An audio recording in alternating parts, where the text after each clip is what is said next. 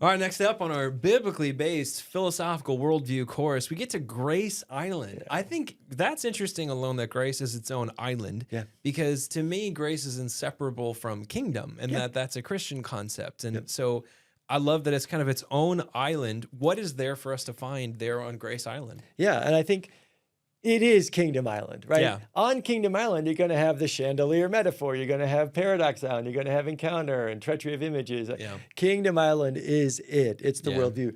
But we've made it this island out here for you to visit, knowing, like you just said, there's no other worldview. There's no other God out there. There's no other religion, no other name that saves as a gift. Yeah. It is a gift of salvation. At Christmas time, we have our kids hold their hands out, and the gift is put in their hands. Not based off their behavior, not based off them doing anything. They didn't pay us for it. They didn't do anything. Yeah. It is a gift that they receive. Yeah. That Buddhism doesn't offer that. Islam doesn't offer that. I'm not bashing Buddhism or Islam. Sure. They don't offer that. It's just not That's part of the actually what makes program. it. It's not. Yeah. Even Santa has a naughty and nice list. Yeah. He does. So Not Saint Nicholas who rocks the house. yeah.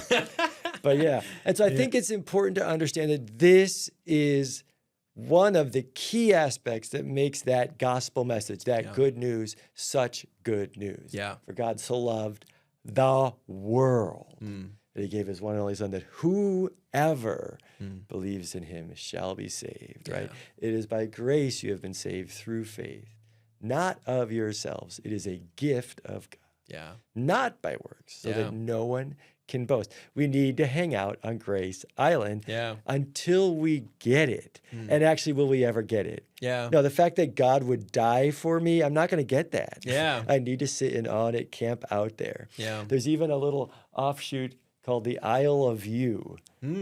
Okay. I love you. Oh. Hey, all right. That's clever. And I think that's part of it. Like, this is I love you so much. I'm going to save you with a gift of grace. Yeah. And there's a wonderful campfire and a bunch of camps there in fellowship, celebrating and honoring the gift of grace. It makes the Christ-centered biblical worldview the Christ-centered biblical worldview. That's actually one of the reasons why it's up by Idealism Island, because the Buddhist and the Hindu, that's one of the main messages, but it's also directly above Theism Island, because that's basically what's missing in so many respects from Old Testament Judaism, and then also what's missing from Islam. Now, Judaism has the sacrificial system. It points towards the cross, right? And so it's there. The grace is there in Old Testament Judaism, right? But the Jesus component, being saved by grace, is what makes this kingdom island and for the entire world, right? And so I think that's an important connection when we're on Theism Island, is where are the religions on Theism Island having a tradition that points towards grace, or that even implies it or hints at it or tries to involve it, right? Or makes it clear that you need it, right? So that's the bridge there. Yep. So as a pastor, grace is probably the thing I've studied the most and I have communicated often. And something I love about it is when Paul talks about how my grace is sufficient for you. After Paul is saying, I've been through all these really difficult things. I feel like I'm not enough. God, if you could just make me smarter, healthier, braver, kinder, whatever, just give me safer travels. And he says, my grace is actually enough for you. Yeah. Of like that grace actually it covers the gap. It makes you're not enough into enough. I thought about the day that I was like 13, 14 years old, and I'd been working for my family business, and I'd saved up enough money to buy a Nintendo 64, which was the most exciting day of my life up to that point. And I walk up to the counter, and I'm handing out pocket change of all this different stuff, saying, hey, here's everything that I've got. I got it all. And I saw in the magazine at home, it's $120. So I saved it all up. I put it all out there. And the last thing I threw out of my pockets was an uncashed check for $20. Yeah. And the cashier's like, kid, we can't take this. Like, and I just remembered sitting there being like, the realization hitting. They're like, also, you forgot about tax. It's actually like more like 140. And it's like this devastation of like, I had worked so hard. I'd done everything that I can because I saw this prize that I wanted so bad. and it just wasn't enough. And I didn't know any better, and I couldn't have done any differently. Yeah. And then my parents, though, who love me, talk on the side, and I'm like, we're going to make up the difference. Yeah. They slide the missing amount back over there and say, you were not enough. That wasn't enough. That's correct. You missed the mark. That was not the goal. You know, you did not get as far as you needed to get, but I'm going to cover the distance. Yeah. So this feeling of like, you know, for everyone else is in a performance or works-based religion, to get to the point where I must then be perfect if I'm going to enter paradise, where Jesus says, I'm actually going to make the way for you to get there regardless. Yeah. So rather than you working out of this fear and this anxiety for your own benefit, he's saying you're already covered, and I want you to work instead from a place of peace and of joy to go and give away the same thing that you've received. Yeah. So instead of doing it out of selfish anxiety, it's now this overflow of peace and joy that we get to go out and give these same gifts. Like, what a completely radically different mindset compared to every other performance or works-based religion or worldview. My good friend Jack said you got to work from your identity, not for it. Yeah. Right? We have been made new in Christ. The old is gone. The new has come. Yep. I am a citizen of the kingdom. Yep. It's not going to change. I'm adopted. Yeah. He's not going to disadopt me. Right? Sure. Yep. It's who I am as a child of God. My behavior is not going to take that off. How many sins are on the cross? Which sins are on the cross? Pastor Danny? All of them. All of them. Wait, all the sins? That's wait, what? You're right. Yeah. Right, so I think Grace Island is theirs for you to visit whenever you need to. Yeah. So it's on the map so you can see it and know that this is a key aspect of what a Christ-centered biblical worldview is. Yeah. Right. And I think another thing to keep in mind here with Grace Island is it's going to be one of the things that's going to help us when we're building bridges, one of the best invitational pieces. And so when we are working with Idealism Island and you have a Buddhist who's striving to make him or herself perfect, and they realize I can't perfectly make myself perfect because I'm not perfect. Yeah. Grace.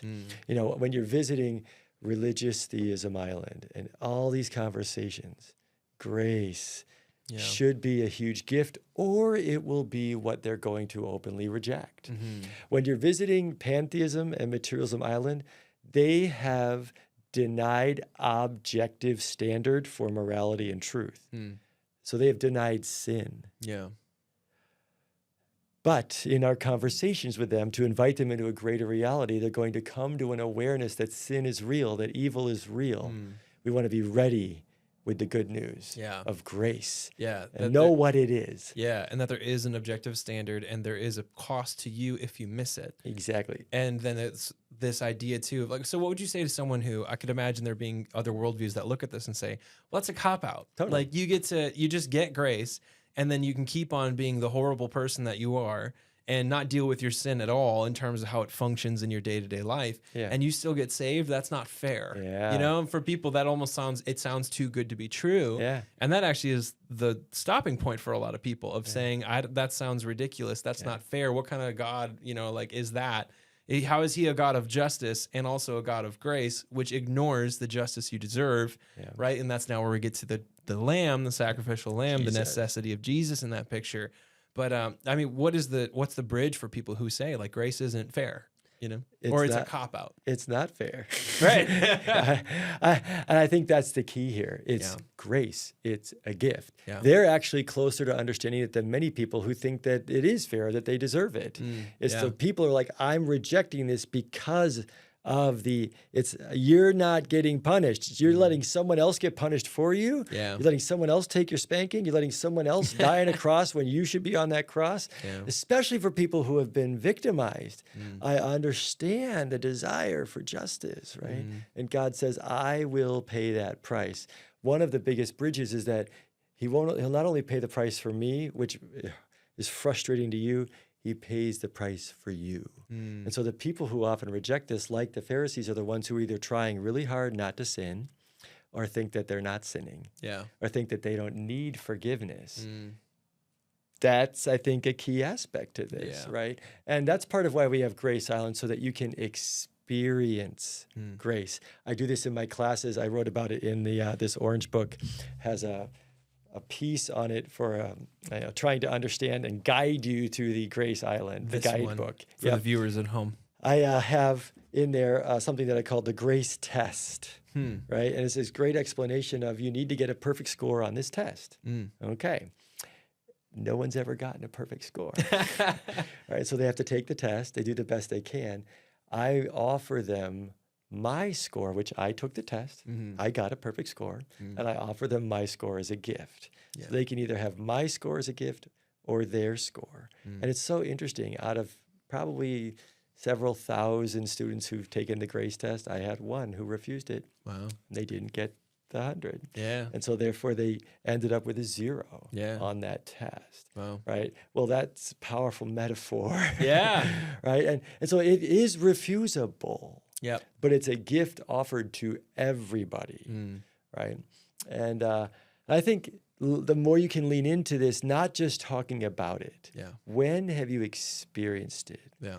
When have you offered it to others so they can experience it? Yeah. And I found that a lot of people have not experienced grace, or they've grown up in a Christian environment that's heavy laden on behaviorism out of fear of sin, because sin does bring destruction and death, understandably. Yeah. But even worse when it's out of a fear of hell. Yeah. Right? That it's hard to understand grace in that context. Yeah, which kind of lends itself back onto more of like a Judaism or a Buddhism, where it's I must perfect myself because I'm afraid of the judgment that I'll face. Yeah. But grace is the solution to that problem. So even in Christianity, when we forget about grace, we have Christians that operate without a mindset of grace or a works-based Christianity.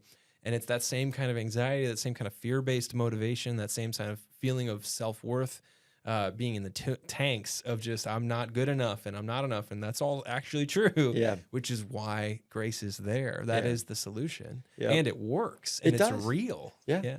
I think that's another aspect, too, of a Christ-centered biblical worldview.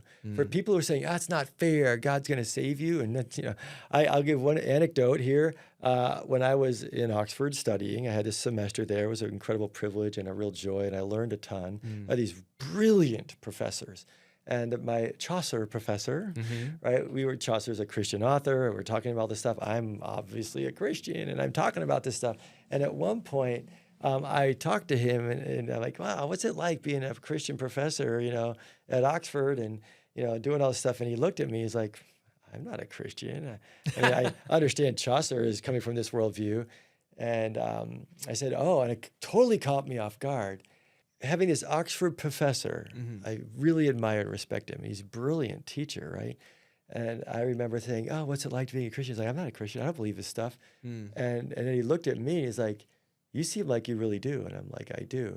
And there was this like subtle change on his face. And he actually stood up, and he was pointing down at me. He was like, you're a fool to believe this stuff. I'm like, I'm sitting there like, okay, professor, it's a tutorial, so it's me and the professor, right? And he just shredded me for it. And he was saying, you're telling me that my neighbor who does this and that, and these horrible things that he rapes or kills or murders, and he can, ask Jesus to save him, and his sins will be washed away, and he gets to go to heaven. He gets to go to heaven. Are you kidding me? That's so unfair. Moment of crisis. I wasn't prepared. Always be prepared. This was one of those moments I was not prepared for that. And, I went off and found a nice, beautiful park on the outskirts of Oxford. A little squirrel was hanging out with me, and he helped me out here. And Jesus came and was with me in a powerful way and helped me navigate that moment and realize, it's not fair. It is a gift. And that's like the point here, is that otherwise we're all going to be striving for it. And am I grateful that that person who was such a great sinner is saved? Or do I want them to be punished for their sins? Again, I think this is a key to Christ-centered biblical worldview. When we let the light of Scripture and the Holy Spirit shine on our hearts, we'll realize we aren't that squeaky clean. There's a lot going on in regards to our standard. Be perfect as I am perfect is what Jesus says.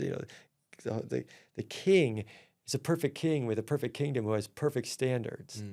None of us deserve to be there, for all have sinned and fall short of the glory of God. So I think another motivating aspect of this is coming and standing in awe, falling down on our face in awe of this righteous, perfect God who is saving me out of his love and by grace. The closer I get to that, the more I'm willing to extend it to others. Actually, the more I'm happy the more I want to extend it to others so that they can be bathed in that freedom. It comes with grace. That is good. Grace Island, I think, is going to be a good time. It's a wonderful This is a place of peace. It's a place of freedom. Yeah, it's freedom. So enjoy your stay on Grace Island. Yeah.